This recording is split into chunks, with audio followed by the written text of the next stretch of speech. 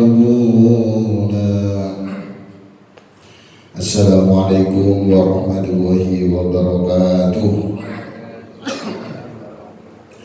الحمد لله رب العالمين وبه نستعين على أمور الدنيا والدين والصلاة والسلام على أشرف الأنبياء والمرسلين سيدنا ومولانا محمد وعلى آله وصحبه أجمعين. رب اشرح لي صدري ويسر لي أمري واحلل عقدة من لساني يفقهوا قولي. قولوا سبحانك لا علم لنا إلا ما علمتنا إنك أنت العليم الحكيم.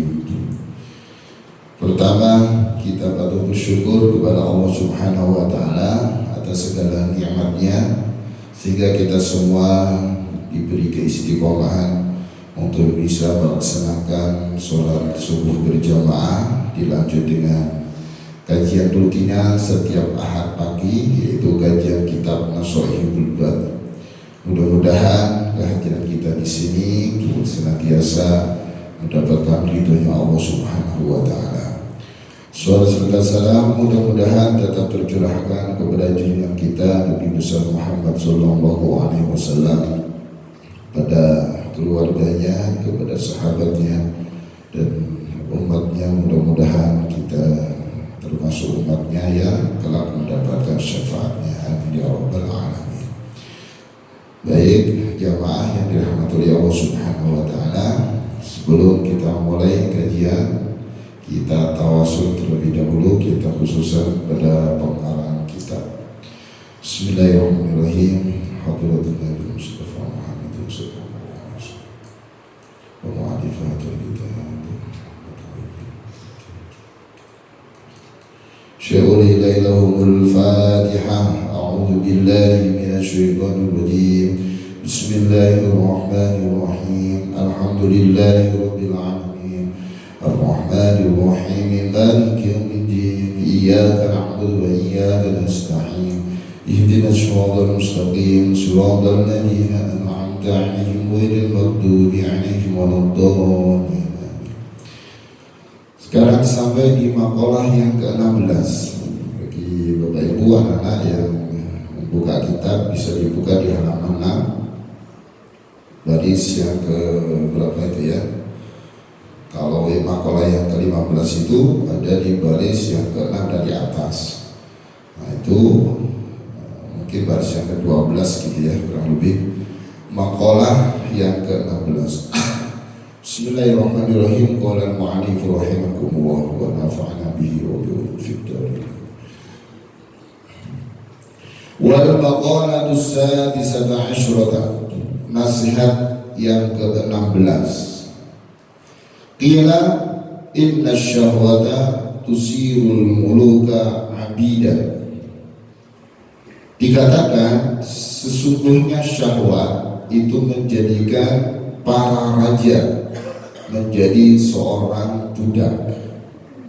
Fa inna man uhibbu syai'an fa huwa abduhu.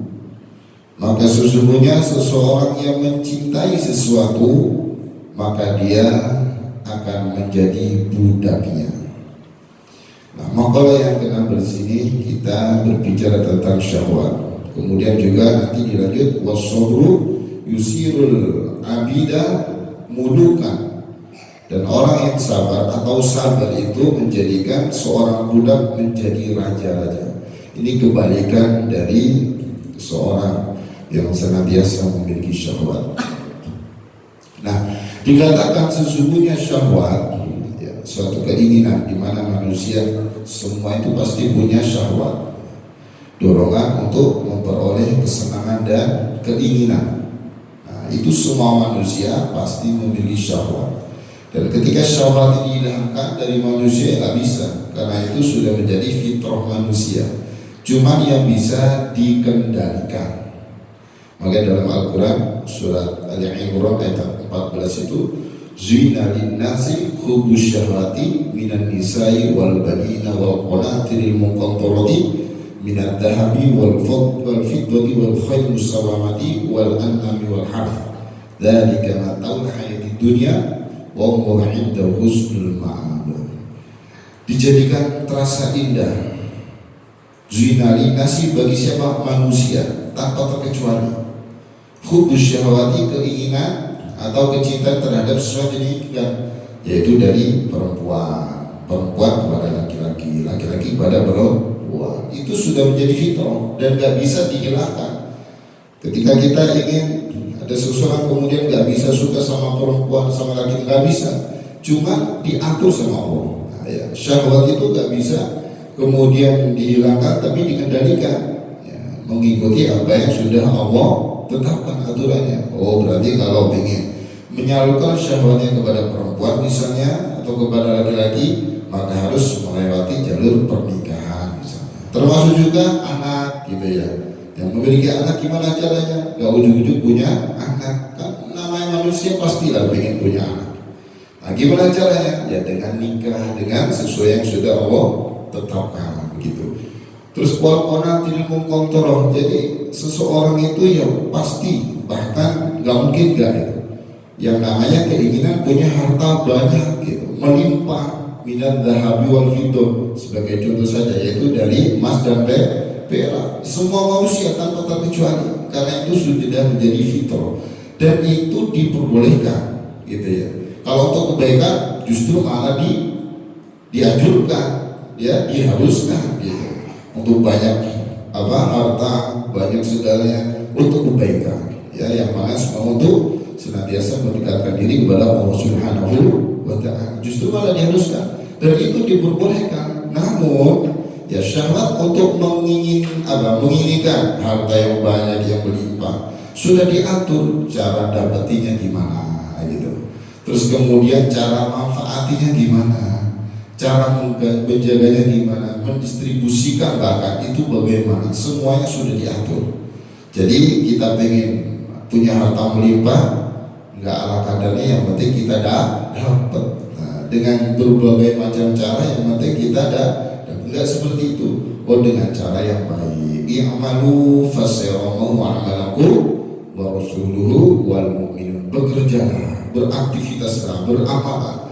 Allah dan Rasulnya dan orang-orang mukmin melihatnya. Jadi kita kerja, kita aktivitas itu dilihat sama Allah, diawasi oleh Allah.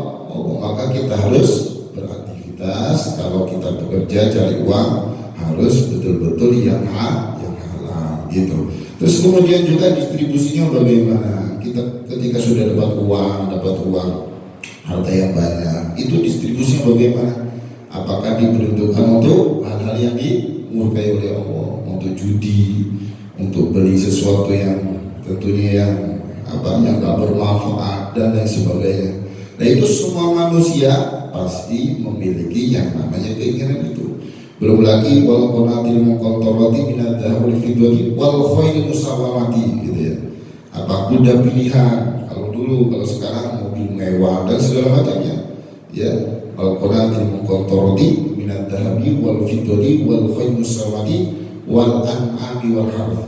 Apa itu? Binatang ternak, sawah ladang. Nah, ini semuanya menjadi keinginan manusia tanpa terkecuali dan memang menjadi fitrah, gak bisa dihilangi. Yang bisa dikendalikan dengan aturan-aturan yang Allah berikan. Untuk bisa dapat ini harus jalannya seperti apa, terus kemudian memanfaatnya seperti apa, dan semua itu sudah diatur. Nah, itulah yang merupakan syahwat yang memang betul-betul mendapatkan bimbingan dari Allah Subhanahu wa Ta'ala. Sudah terkendalikan, terluluhkan untuk mendapatkan semuanya, tapi semua itu mengikuti apa yang Allah perintahkan untuk senantiasa berada di atas jalannya Allah yang lurus begitu. Nah, bicara tentang syahwat ini akan menjadikan seorang raja, akan menjadi budak. Budak itu lebih hina daripada pembantu. Bahkan yang namanya budak itu dijual belikan, ya memang bisa gitu ya. Ketika ada seorang raja misalnya mulukan jamaah, artinya para raja-raja, bisa pejabat, bisa presiden, bisa semuanya. Ketika syahwat mereka tidak bisa dikendalikan, maka akan menjadi budak. Berapa banyak pejabat kemudian korupsi, mohon maaf, ya, padahal levelnya sudah pejabat, ya, kedudukan tinggi, keilmuannya tinggi, tapi kemudian korupsi. Apa yang terjadi? Ditangkaplah sama KPK, masuklah penjara. Begitu hina di dalam penjara, tidak bisa menikmati dunia yang begitu mewah, dunia yang begitu penuh dengan kenikmatan yang memberikan, ya bahkan lebih hina. Kalau budak masih bisa kemana-mana, tapi kalau sudah di penjara, seperti apa?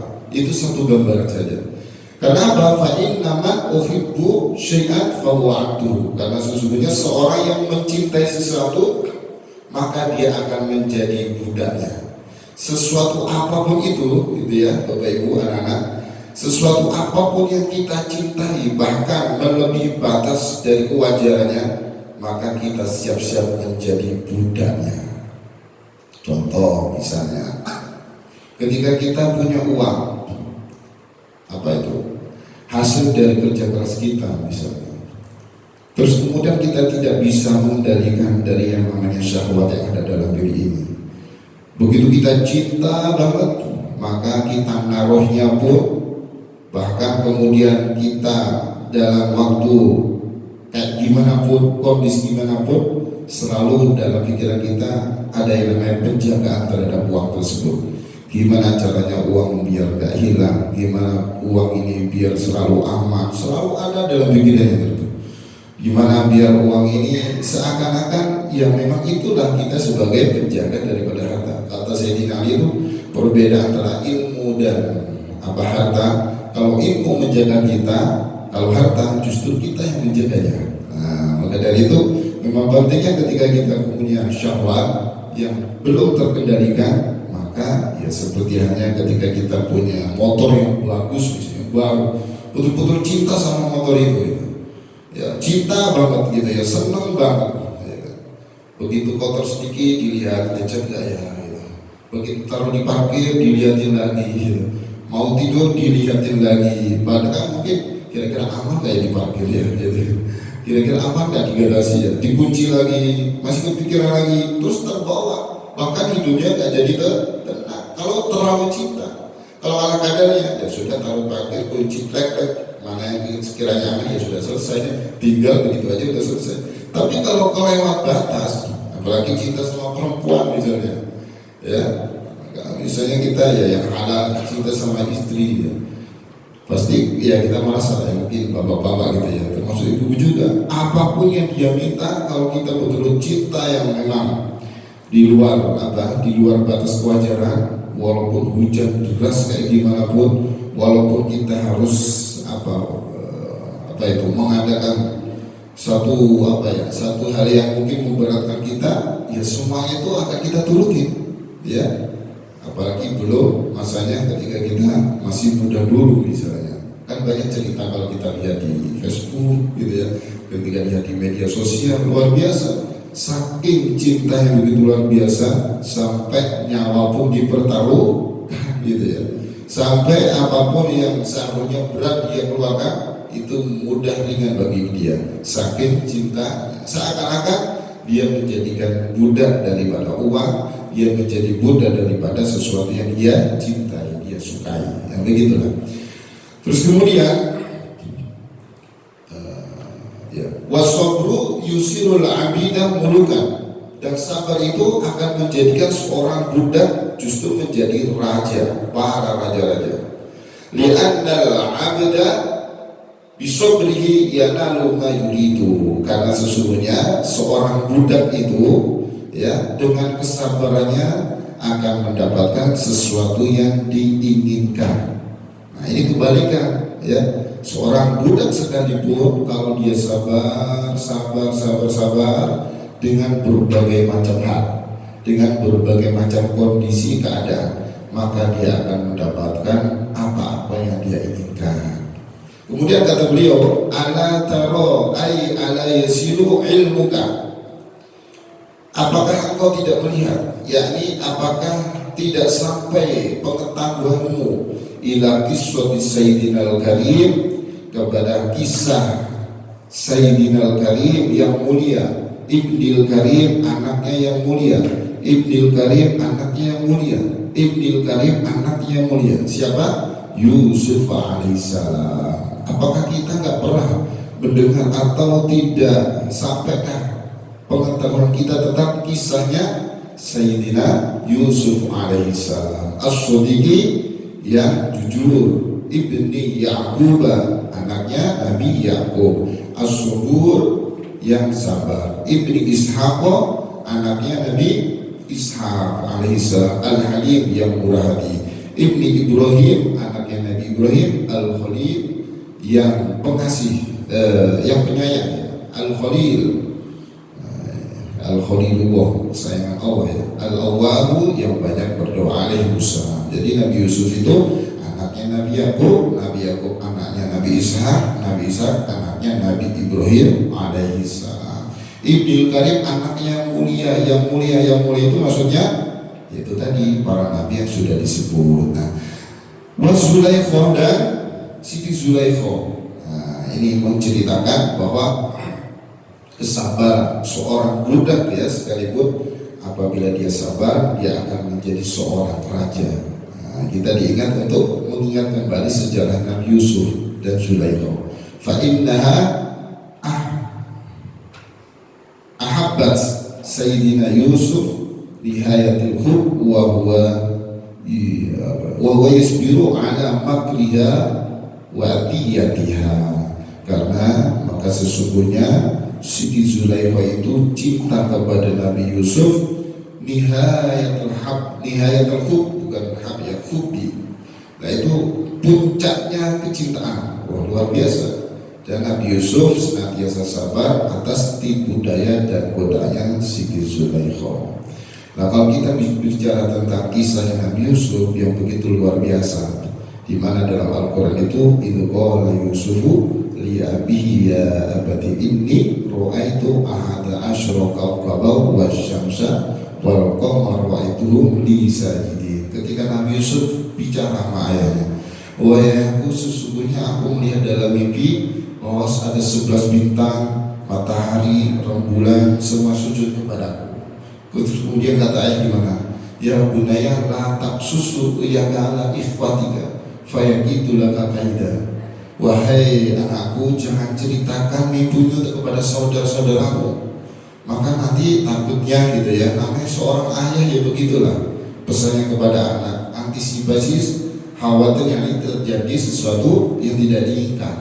Fayakidu laka kaida, maka nanti mereka itu akan berbuat tipu daya gitu kepadamu gitu.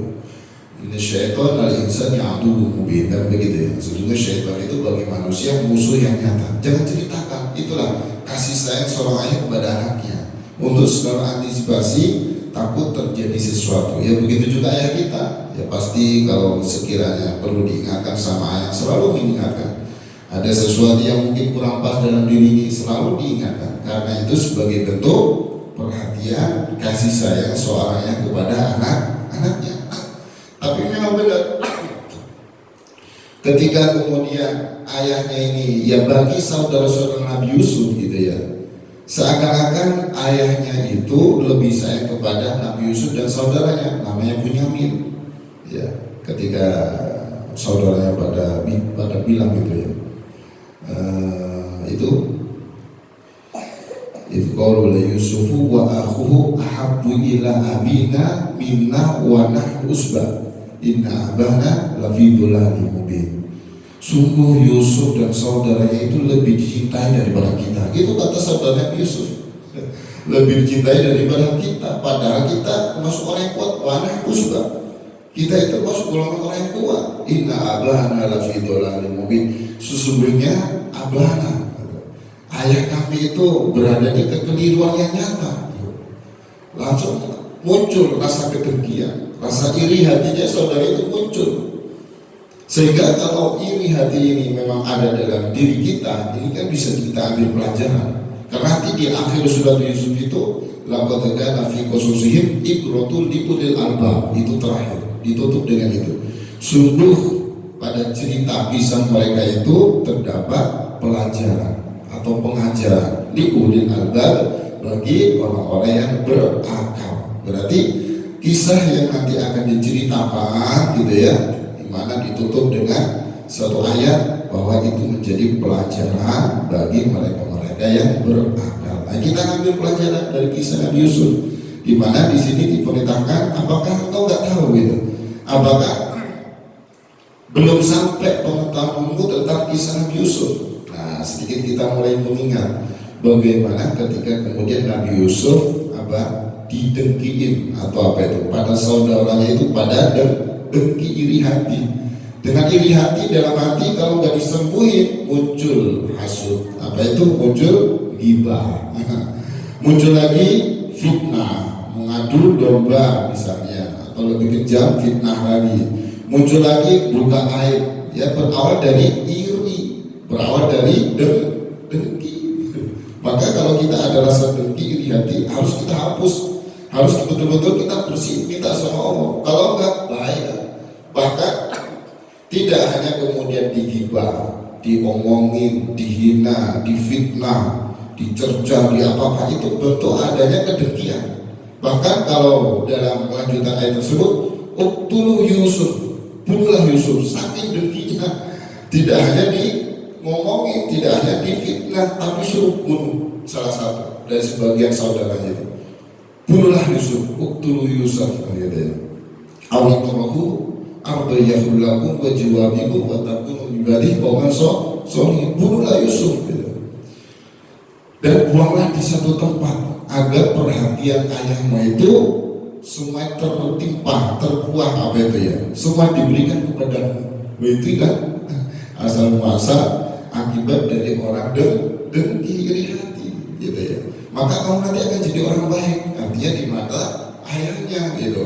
Karena yang disayangi bagi saudaranya itu Nabi Yusuf dan Bunyamin udah nggak ada, khususnya Nabi Yusuf. Maka mau nggak mau yang disayangi oleh ayahnya yaitu saudara-saudaranya, maka diminta untuk dibunuh gitu. Tapi kemudian apa? La taqtulu Yusuf awitarahu ardai la taqtulu Yusufa wa alquhu fi ghayabatil jubi yaltaqidu ba'du sayyarati in kuntum fa'ilin. Ada sebagian saudaranya, janganlah dibunuh gitu, buanglah ke dasar sumur begitu, buanglah ke dasar sumur, walaupun tidak dibunuh tapi menyakitkan juga ya. Buanglah ke dasar sumur biar nanti dibungkut oleh musafir, oleh orang yang bepergian gitu. Apabila kamu berbuat itu, ada usulan ini akibat dari dengki itu ada aja ya, yang nanti akan diperbuat agar apa? Agar orang kita dengki itu senantiasa merasa derita, sakit dan segala macam. Ini buat dari dengki. Maka ini bisa kita ambil pelajaran ketika mulai muncul sifat dalam diri ini, karena memang itu pasti ada itu suatu saat, namanya itu ujian ya, yang bagian daripada penyakit hati. Dengki iri ini kalau nggak kita hapus, akibatnya akan fatal. Bisa ghibah padahal nggak benar, ya kan? Akhirnya jadi fitnah. Kita omongin, buka aibnya, segala macamnya. Ya. Bahkan berusaha kenikmatan dia pindah ke kenikmatan diri kita, gitu ya. Kalau paling tidak, gimana biar kenikmatan orang lain yang kita iri begitu, biar fitnah, biar nggak ada, biar sama kayak kita. Loh itu akibat salah satunya. Bahkan kalau saudara Nabi Yusuf punya inisiatif untuk dibunuh. Nah, itu pelajaran untuk kita yang bisa kita ambil itu sebagai. Nah terus kemudian ketika kemudian saudara-saudaranya ini sudah dibuang itu Nabi Yusuf, begitu sabarnya ketika kemudian didengkiin atau kemudian dihina, bahkan mungkin mau dibunuh, sekalipun dibuang ke sumur, kita nggak bisa bayangin ya bagaimana rasanya dibuang di sumur gitu. Bilang gurita, terus kemudian sendiri, terus kemudian pastinya ada air gitu. Karena nanti wajahat sayyaratu fa'arsalu walidahu fa'tala dirwa. Qala ya busra hadza lahu wa asru bidwa wa wa'limu bima ya'malun. Begitulah, karena kemudian ada musafir datang itu. Mereka seorang untuk ambil air dengan menurunkan timbanya, terus kemudian diturunin timbanya. Artinya kan ada air di dalamnya itu. Dalam kondisi itu gimana? Gitu kan? Bulan apa itu? Terus kemudian dingin dan segala macamnya. Itu kan penuh dengan penderitaan. Kalau Nabi Yusuf nggak sabar, nah ini kan nanti nggak ada buah gitu kan? Yang mana akhir ceritanya nanti jadi apa? Jadi menteri keuangan lah di satu bisa dikatakan tangan kanan tangannya Raja Mesir yang namanya Kiftir. Jadi orang besar padahal awalnya budak gitu. Hingga akhirnya lah dituruni timba itu ke bawah. Terus kemudian diangkat, kola ya busroga ada bulan. Oh, senangnya ada pemuda ternyata yang didapat itu. Bahasa begitu disebut nama sama orang yang musafir bepergian itu, yang lagi lewat mungkin lagi haus, kebetulan ada sumur, coba cari air ada enggak. Ternyata begitu diangkat muncullah pemuda yaitu Nabi Yusuf, disimpan untuk jadikan barang dagangan gitu. Terus kemudian akhirnya dijual, wasyarahu bithamanin baksin dorqimah ma'dudah. Jadi bahkan dijual dengan harga yang rendah, luar biasa ya.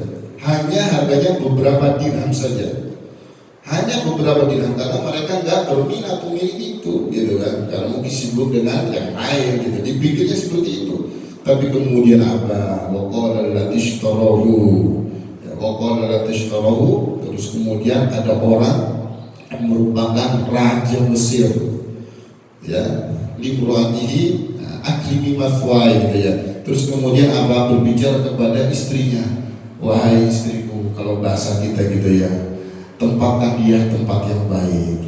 Terus kemudian layanilah mereka, orang itu, anak itu dengan pelayan baik, maksudnya dikasih makan, dikasih minum, pokoknya janganlah itu. Mudah-mudahan anak ini bermanfaat buat kami. Bahkan kalau bahasa firman Allah itu, mudah-mudahan kalau memang nanti bisa kita jadikan sebagai anak. Bahkan gitu, ya, raja dari suami dari Siti Zulaikha gitu ya. Nah, begitulah kata Mutabuk yang langsung beli itu, yaitu Raja Mesir yang namanya Kiftir gitu, Al-Aziz kalau bahasanya.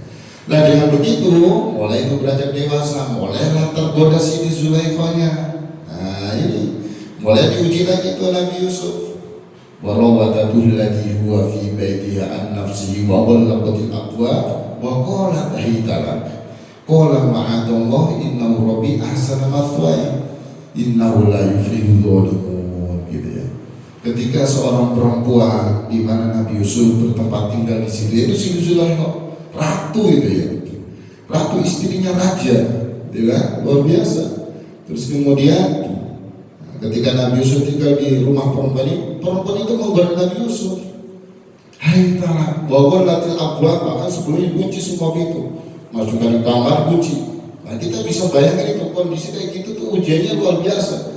Jadi Nabi Yusuf diuji secara fisik ya, dan secara batin juga iya, apalagi gitu. Kunci semuanya, terus kemudian hai talak, wahai Yusuf, ayo mendekatlah di sini. Udah nggak ada yang lihat kok, semua pintu udah aku tutup. Apalagi aku ratu gitu kan, suka-suka aku gitu, kalau bahasa kita gitu ya. Tapi apa yang terjadi ketika semua tawaran itu disajikan pada Nabi Yusuf? Udah aman Yusuf, semua itu sudah aku kunci, wagolatil abwab, semua udah kunci sama Zulaikha. Nah, terlebih kemudian qala ma'adallah, kata Nabi Yusuf, aku berlindung kepada Allah, sesungguhnya Tuhanku telah berbuat baik kepadaku gitu.